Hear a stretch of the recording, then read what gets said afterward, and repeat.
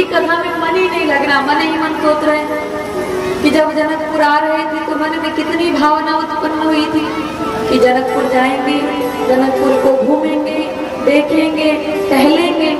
महाराज यहाँ तो लाकर महल में बिठा दिया है, न कहीं घूमने को मिल रहा है, न टहलने को मिल रहा है, मन ही मन में बात कह रहे हैं। अब गुरुदेव से भय इतना कि वो कहीं कैसे तो कुछ नहीं कह पा रहे। बहुत देर बीतने के बाद राघवेंद्र सरकार जो है ना वो लक्ष्मण जी की बात को समझ गए। तब उन्होंने कहा गुरुदेव से कि हे गुरुदेव भगवान, आप अगर नाराज ना हो तो एक बात कहूं। तो उन्होंने कहा कहिए। तो कहा नाथ लखनपुर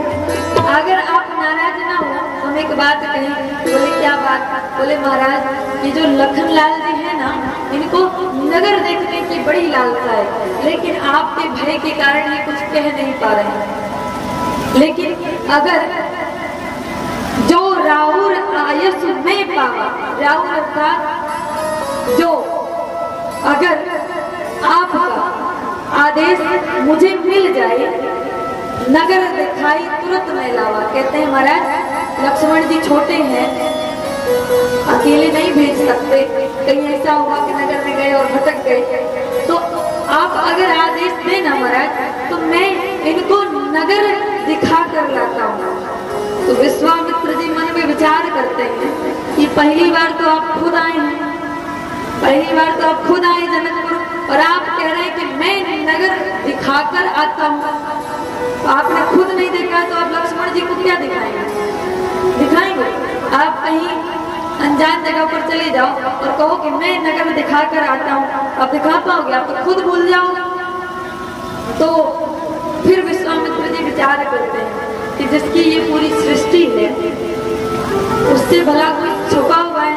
विश्वामित्र जी कहते हैं कि जाइए, जाइए देख आगो नगरू नगरू सुख निधान दो भाई, करो सुफल सबके नयन सुंदर वदन दिखाए। कि राघवेंद्र सरकार जानते हैं नगर भ्रमण के लिए क्यों उत्साहित थे। नगर भ्रमण के लिए इसलिए उत्साहित थे कि नगरवासी, आपको पता है जब मंदिर में प्राण प्रतिष्ठा होता है भगवान का तब उनको नगर भ्रमण पर लेकर जाया जाता है। ले जाया जाता है, क्यों ले जाया जाता है? कोई आवश्यकता है, कोई आवश्यकता नहीं, भैया उनको प्राण प्रतिष्ठा करो और मंदिर में रख दो।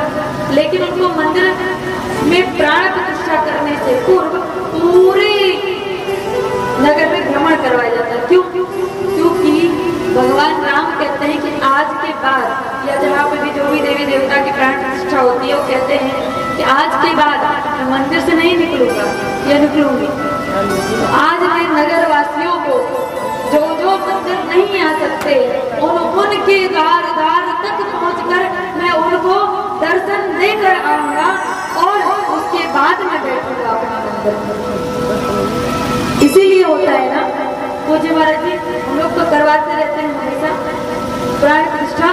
तो मुझे ऐसा लगता है, बाकी किसी और को क्या लगता है मुझे नहीं पता और क्या बात है मुझे नहीं पता, लेकिन भगवान कहते हैं कि हम महल में तो आकर बैठ गए हैं, लेकिन नगरवासियों का कल्याण कैसे होगा? तो इस साधन को मैंने कल कहा था ना, संत और ब्राह्मण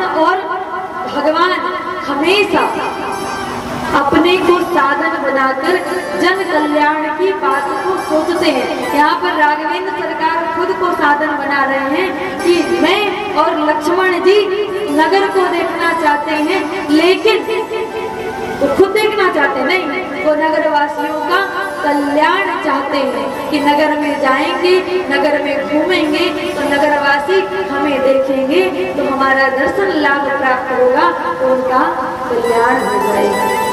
तो इस प्रकार से श्री राघवेंद्र सरकार जो है वो नगर भ्रमण पे जाते हैं और जन जन का कल्याण करते हैं।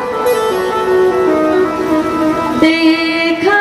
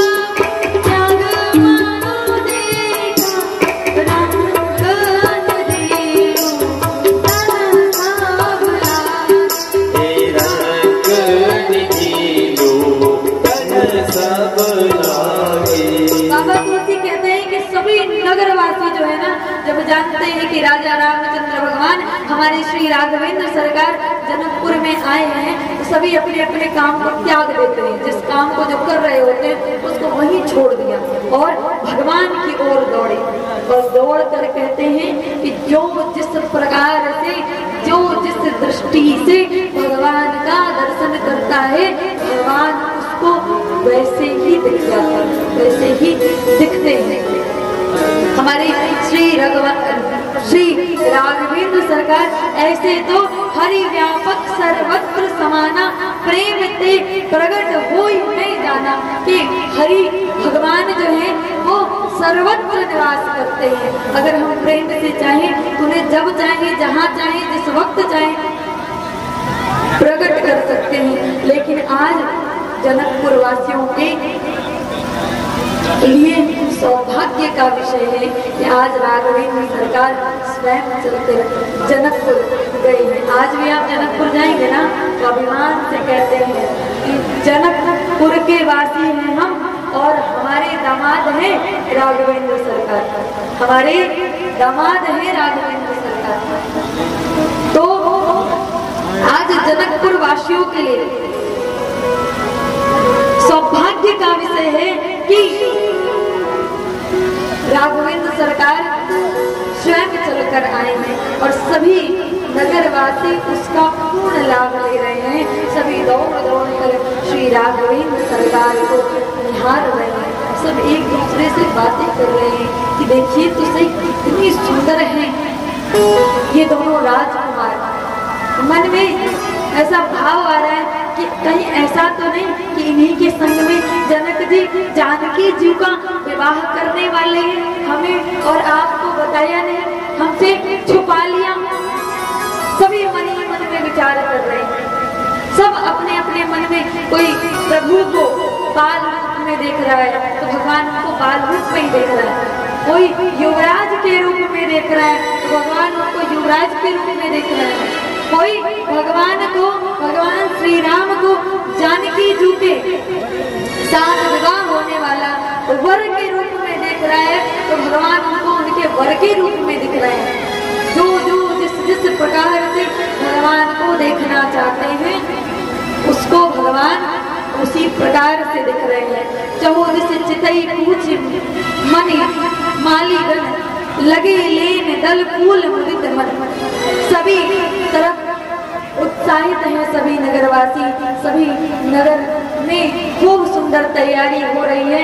इस बात की तैयारी श्री जानकी जी का विवाह होने वाला है और जानकी जी का विवाह होने वाला है तो जनक जी महाराज उसका सुंदर स्वयंवर का आयोजन करते हैं।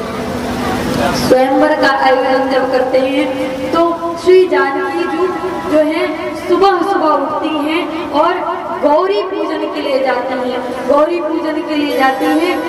अपने ही उनके यहाँ पर एक बाग था और उसी बाग में गौरी माता का मंदिर था। उस मंदिर में भगवान माता गौरी माता का जो है वो मंदिर था।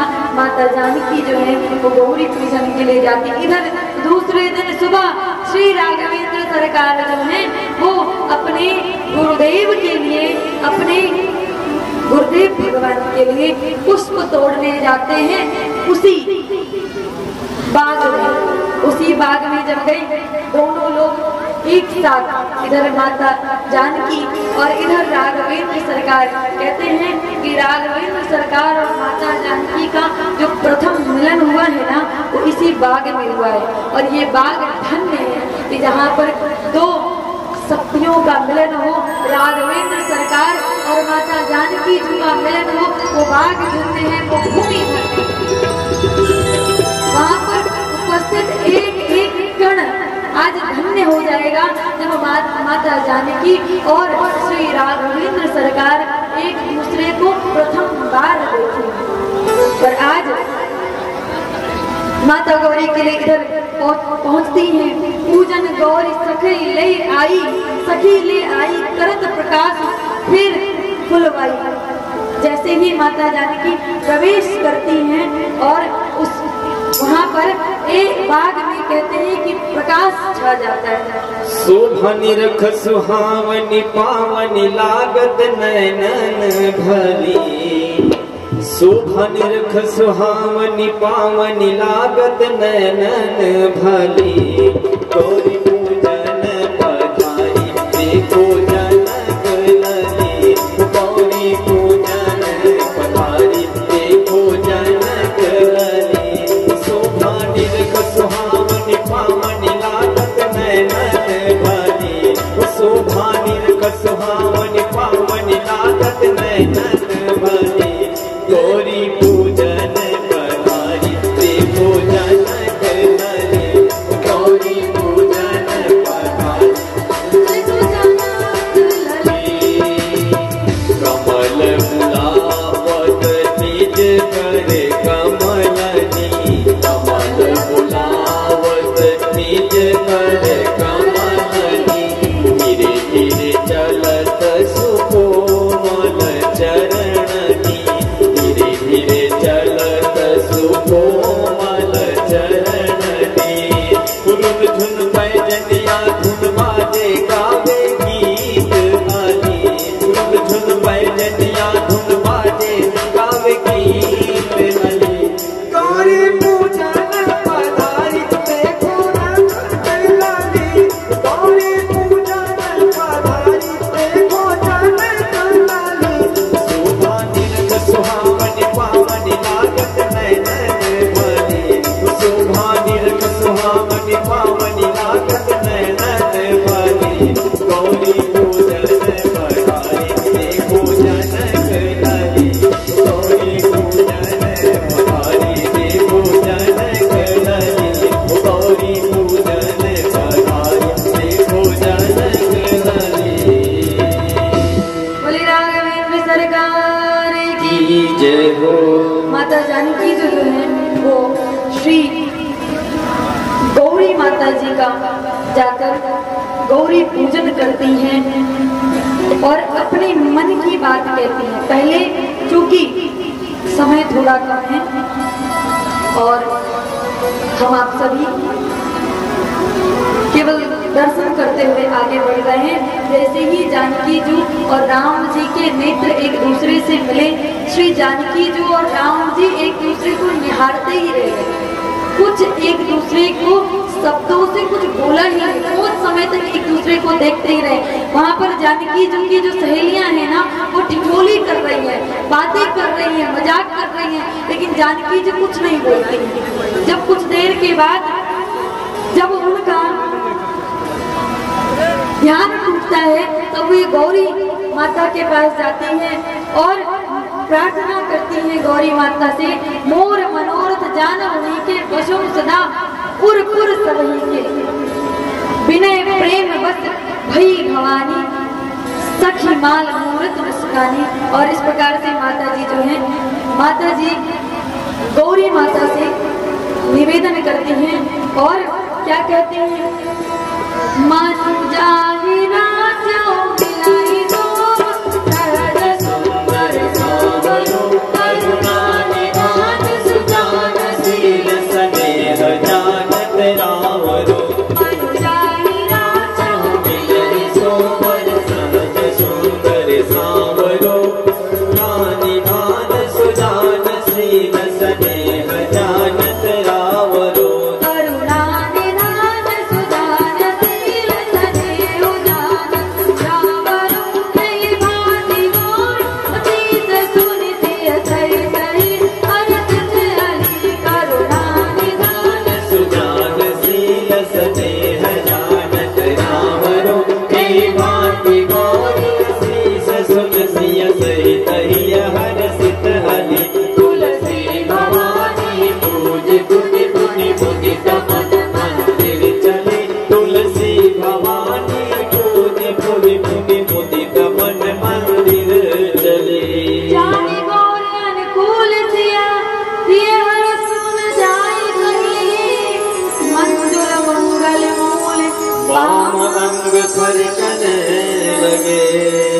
और गौरी जी से जैसे ही उन्होंने निवेदन किया, माता जानकी जी ने निवेदन किया, महाराज कहते हैं ना कि औरतों जब बायां अंग फड़कने लगे ना तो शुभ संदेश की हम सभी रखते हैं कि हाँ कुछ शुभ संदेश हमें मिलने वाला है। यहाँ पर जानकी जी का बाम अंग फड़कने लगा और माता जानकी प्रसन्न हो जाती हैं। वे प्रार्थना करती हैं, जानते हैं क्या कि जिनसे अभी मैं बाग में मिली थी ना, मन जाहि राजो मिलहि सोवर सहज सुंदर रावरो, कि जो बाग में जो वो राजकुमार मिले थे ना, हे गौरी मैया मेरा विवाह आप उन्हीं के साथ करवाना। मन में ये प्रार्थना लेकर गौरी पूजन किया और गौरी पूजन के तुरंत बाद उनको फल मिला। वे प्रसन्नचित्त होकर अपने महल में वापस आती हैं। इधर श्री जनक जी महाराज जो हैं वो धनुष यज्ञ प्रारंभ करते हैं। यहाँ जहाँ पर बहुत दूर दूर से युवराज, राजकुमार, राजा सभी वहां पर आए थे। किस बात के लिए? वहां पर एक धनुष था और उस धनुष को राजा दशरथ जी कि यहाँ पर जब जानकी जी का जन्म हुआ, वो धनुष ऐसा धनुष था कि उसे कोई उठा नहीं सकता था। और वो धनुष किसका था? परशुराम जी का था। परशुराम जी ने उनको उनके यहाँ रखा था। अब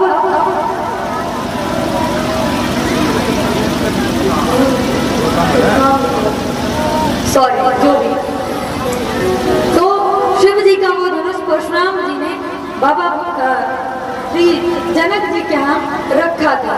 जनक जी महाराज उसकी साफ सफाई करते और प्रतिदिन पूजन करते। बोलिए राघवेंद्र सरकार की। तो उनके यहाँ संभाल कर रखने के लिए गया था और जनक जी महाराज प्रतिदिन उसकी साफ सफाई करते थे और पूजन करते थे, लेकिन उसको कोई उठा नहीं सकता था, इतना भारी। इधर एक बार जनक जी कहीं गए हुए थे, जानकी जी छोटी सी, और जानकी जी जो है वो छोटी सी जानकी जी को दशरथ जी कहकर गए थे आप पूजन कर दीजिएगा। तो जानकी जी जाती हैं पूजन करने के लिए और धनुष को उठा लेती हैं और उठाकर नीचे साफ सफाई करती, एक हाथ से उठाती हैं और एक हाथ से साफ सफाई करती है और पुनः उसको वहीं रख देती है। जब जनक जी को ये बात पता चलती है महाराज, तो जनक जी ने प्रण लिया तब कि जो इस धनुष को उठाएगा मैं जानकी जी का, अपनी जानकी का उसी के संग में विवाह करूंगा। और आज उसी प्रण को पूरा करने के लिए श्री जनक जी महाराज ने धनुष यज्ञ का आयोजन किया है। बीच में एक सुंदर दरबार सजा, राजा जनक जी अपने आसन पर बैठे, सभी युवराज राजकुमार राजा जी लोग जो आए हुए थे वे सभी, उन सभी के लिए जो आसन निर्धारित था उस पे जाकर बैठे। बीच में उच्च आसन पर उस धनुष को रखा गया और जनक जी